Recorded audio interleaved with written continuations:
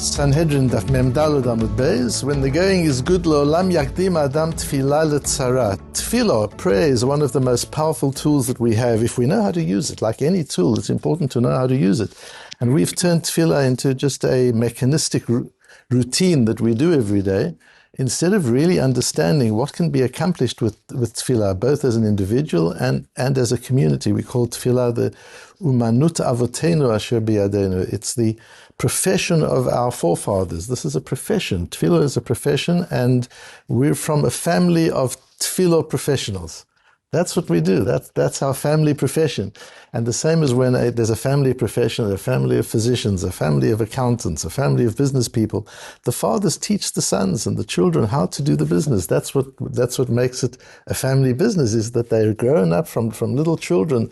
It's in their system, it's in their bones. And in the old days, fathers would teach their children how to daven. But now that we've delegated education to the schools, the schools and the yeshivas don't necessarily teach the Talmudim how to daven. In terms of the technical side, yes, in terms of the halachot and the halachas of davening, that they teach. But what are you supposed to do? What is davening? The Chovis Halvovus says that in Shar Cheshbon HaNefesh, I think Perek Gimel, he divides the mitzvot into three different categories. There are those mitzvot that are just believe, mitzvot that are emunah, you've got to believe, just mitzvot that are in the heart and in the mind. And there are those mitzvot that are just physical mitzvot. You've got to build a sukkah, you've got to shake a lulav. And in the middle there are mitzvot like tefillah, which is a combination of both. And the whole idea of mitzvot sichot kavanah, he says, doesn't apply to the mitzvahs of the body, like shaking your lulav and putting on your tefillin.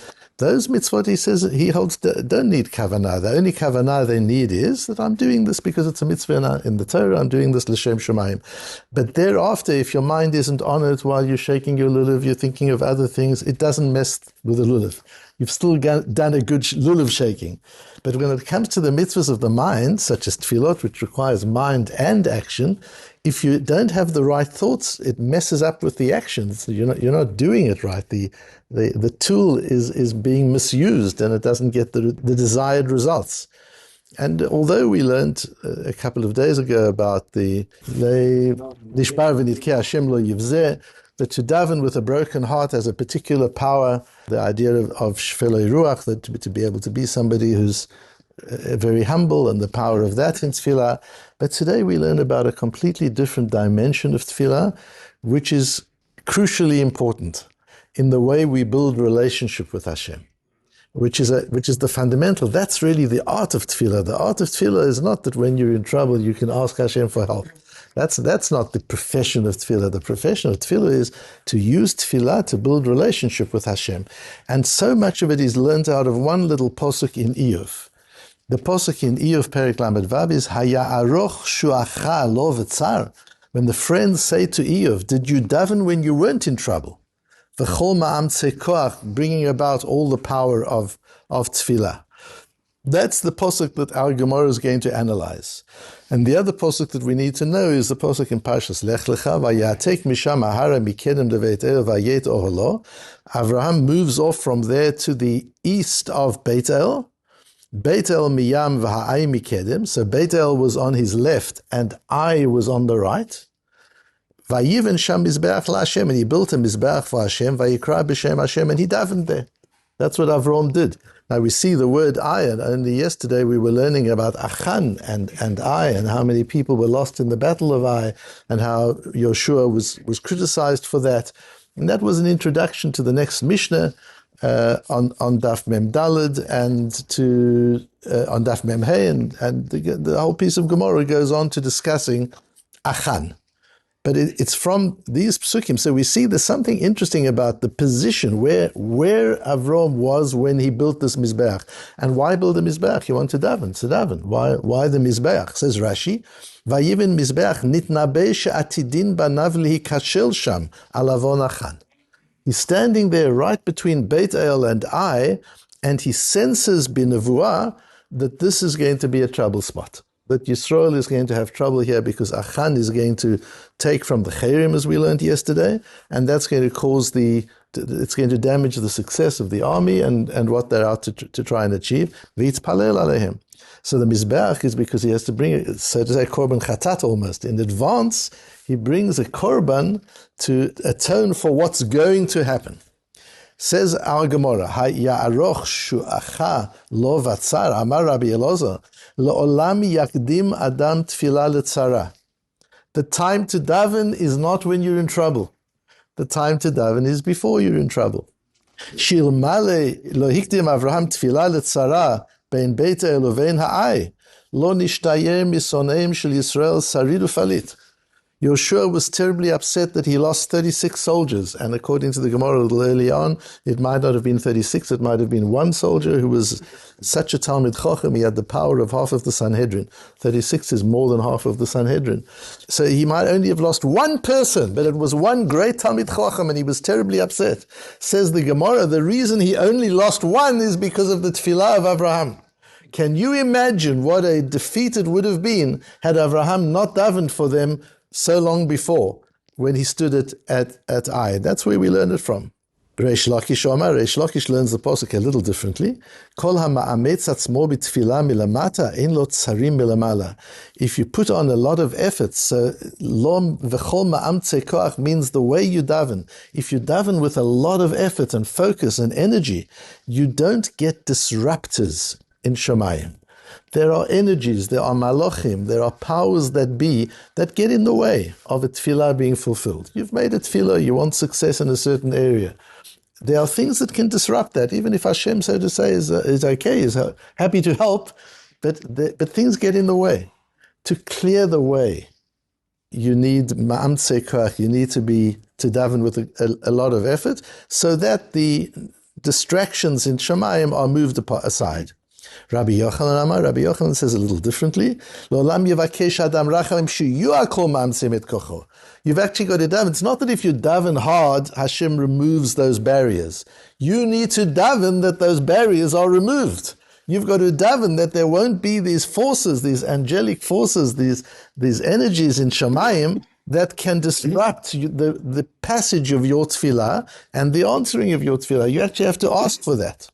And you should daven that you don't have negative forces countering what you do. Now, we've all experienced that. You all know what it is when things aren't going your way. You all know what it is when you're in the flow and when we're not in the flow, when you're thinking things aren't going right. Sometimes the reason for that is because there are sorrows. There's just these energies.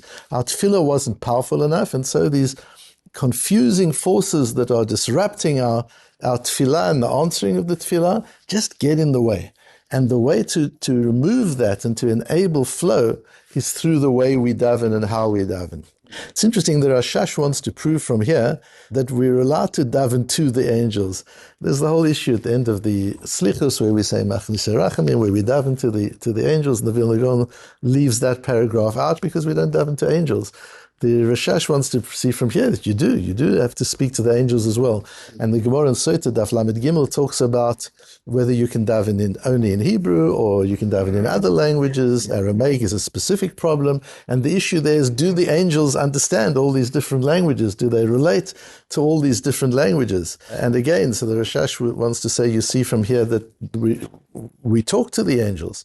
But I don't understand the Gemara that way. I understand that we're davening to Hashem, that He should remove the barriers, that He should get the angels aligned, that He should deal with the angels. And the fact that we have to daven in Hebrew is because the angels, if the angels understand what we're asking for, they can help us along. If they don't know what we're asking for, or they don't approve of what we're asking for, they can get in the way, they can become disruptive. But this is all about tefillah to Hashem. And then the question is how the angels either support our tefillah or inhibit our tefillah. Why is this so important? Particularly the first part, I want to really focus on Rabbi Elazar. L'olam יקדים adam tfilah לצרה. The time to daven is before you're in trouble, not after you're in trouble. Now, it's interesting that that's a principle that every fundraiser and every salesperson knows. And it's what our fathers teach us, if they teach us how to daven. But who's ever heard a lesson, a shir in davening that teaches us this Gemara? What is the lesson that every salesperson knows and every fundraiser knows? Don't ask for an order or for a donation until you have a relationship with a person. It's called relationship selling. You build relationship first and you sell afterwards. And the alternative is cold calling. You phone somebody up and you say, can you help me, or are you willing to buy from me? And the rates of success of cold calling, we know, is very low. You've got to call hundreds and hundreds of times because these malachim aren't aligned. When there's a relationship, there's alignment. And good salespeople and good meshulachim, good fundraisers, invest in relationships, sometimes for years. They will invest for years in building an authentic relationship. It has to be authentic, otherwise it doesn't work. Where you identify people that you have something in common with, people who might have an interest in your cause, people who might have an interest in the item you're selling or the business that you're promoting. You identify people with whom you can establish connection. You then invest in connection. After you've got connection, you can make a request. It's exactly the same with the Ribono Shel Olam Lahavdil. Says the Yerushalmi, Omer Rabbi Lozer, Oikir la'asyach ad deloi titztarech le. Honor your doctor before you need him. Have a relationship with your physician first. Then call him up, now I've got a problem, can you come out in the middle of the night? If you have a long relationship with him, you've been out to dinner with him, you've celebrated his simchas, he celebrated your simchas, now you call him up in the middle of the night, he responds to that because he has a relationship. My time, hayaroch shuachalo v'tzar. V'chom ma'amtzechoach, Rabbi Yochanan, Rabbi Shimon ben Lakish, Rabbi Yochanan Amar, im sidarta tefila lo yehe lecha tzarei ayin melamala, el hakol yu ma'amtzim kochacha, shene'emar v'chom ma'amtzechoach. If you've put your davening in the right order, if you do things correctly, then all the forces align to support it. Rabbi Shimon ben Lakish Omar, im sidarta tefila lo tei meitzar picha. Very interesting thing Rabbi Shimon ben Lakish says. If you've got your tefillah organized, don't limit what you ask for. Ask for everything. If you've got it organized so everything's properly structured, don't just ask for little things, or don't just ask for the big things and say, what am I going to ask the Ribono Shel Olam that I should find the parking space? I'm not going to trouble the Ribono Shel Olam with that. No, says Rabbi Shimon ben Lakish. Ask for everything. Lo tehei meitzar picha, elo harchev picha. Open your heart and open your mouth and ask the Ribono Shel Olam for everything. Va'amalehu, and I will satisfy it. It's as easy for me to give you everything as it is to give you some things. So why only ask for some things? Ask for it all. But the tefillah has to be mesuderet. We've got the same idea in the Medrash Tanchuma in Miketz, where he brings the same posuk, Omer Rabbi Lozer, and we've got the same Rabbi Lozer, Lo tehei boser b'sha'at harvacha shelo lehitpalel. Don't be sour and closed when things are going well. And that's not the time to daven. You daven, you just go through it in a routine sort of way. Then all of a sudden, we've got October the 7th and things are looking bad. Now we get out. Everybody's in davening. We say Tehillim. Of course we have to. But what did we do before when things were going well? We were arguing about judicial reforms. And instead of davening then, it's when things are going well that we need to daven. It's so counterintuitive. Things are going well. What am I davening for? That's the time to daven. Because when you daven, when things are going well, you're building a relationship. The Ribono Shel Olam is listening to you and saying, this person's davening to me. Why? He's got everything he needs. What's he davening to me for? And that's why we have all the tefillot that we have in the Siddur. They're not tefillot that are there in response to a problem you have. If you have a problem, then in Shema Koleinu, you ask particularly for what your problem is. If you're having difficulty with one of your children, you daven in Shema Koleinu. So what are all the other tefillot for? The other tefillot are when you're not having any problems. Just to recognize that this is coming from Hashem, and you daven that it should continue. You daven that Hashem, you've got health. You don't start davening chas v'sholom when we're ill. We daven when we're healthy. That the Ribono Shel Olam should keep us healthy, should grow our health, should maintain our health. That's when we do. We don't daven when we've got no money. Well, we do, but that's not the only time to daven. The time to daven is before a person's wealthy, got everything he needs, Baruch Hashem. He davens every day. He davens for parnosa. Why are you davening parnosa if you've got parnosa? Because that's the best time to daven for parnosa. Amar HaKadosh Baruch Hu, Kashem shani zakuk lohorid kshamim utzlalim ulegadel tzmachim ulachayot habriot. I need to do all these amazing miracles to keep nature going. Kachte zakuk lehitpalel lefanai. All I'm asking for you, I'll bring the rain, I'll do the miracles, I'll make things grow, I'll take care of nature, I'll do it all. Just daven. Ulevarech oti me'ein ma'asai. Just daven for me and bless me in the same way that I'm generous to you. V'lo tomar ani berevach ma ani mitpalel. And don't say, I'm comfortable. What do I need to daven for? Yeah, I need to daven because it's time for Shachris. I'll go and daven and try and get home as quickly as I can. It's Mincha time, I'll daven Mincha and I'll try and get... I don't have anything specific to daven for. And if I do, then in Shema Koleinu, I'll pause a little bit. No, says the Midrash, Lo tomar ani berevach ma ani mitpalel. Uchshetagea lecha tzara tavo v'titpalel. And when you're in trouble, you'll come and knock on my door and you'll ask for a favor. No, says the Midrash, Ela ad shelo tavo lecha tzara havi machdimu mitpalel. Long before you're in trouble, make sure that you daven. Omer Rabbi Loza kosa b'Sefer Ben Sira, and Rabbi Loza brings the Sefer Ben Sira as the source for what the Yerushalmi brings. Honor your doctor before you need him. And this idea is linked into what we've been talking about for the last day or two, understanding cycles. So we've been talking about avoiding depression, and if when things are bad, you need to know things will pass. There's dark and then there's light. There's night and then there's day. The moon disappears and the moon comes back. There are cycles. There are economic cycles. There are social cycles. There are family cycles. Things happen in a cyclical way, and if we understand that, we're able to have faith and optimism even when things are difficult and when things are dark. On the contrary, when things are bad, that's when we buy. When things are good, we sell. Because we understand they're only bad temporarily. The market's collapsed, it's only temporary. It will pick up again. That's how the world operates. And so our faith is based on understanding cycles. This is understanding cycles the other way around. Just as you've got to understand when things are bad, they're going to get good. You need to understand when things are good, they could get bad. And not to become complacent when things are good. But even in the good times, when the going is really good, to understand this is the time to build relationship with Hashem. Because when I knock on Hashem's door now, Hashem doesn't feel I'm desperate, so I'm coming because I'm desperate. I'm not desperate, so why am I knocking on the door? Because I want relationship. I'm knocking on the door because I appreciate the source of what I have. I know where it's coming from, and I'm grateful from where it's coming from.